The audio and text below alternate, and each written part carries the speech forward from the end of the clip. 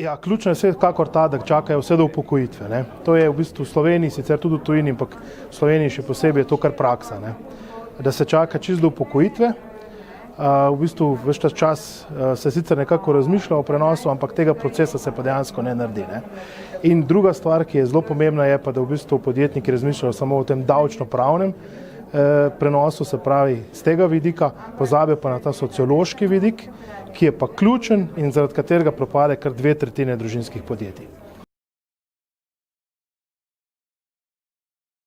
Ja, predvsem se je treba zmeniti vsaj nekje najmanj 5 let pred upokojitvijo, se je treba že začeti resno pogovarjati o tej motivaciji, prenosu izkušenj, znanja in pa odgovornosti na potomce. Ne.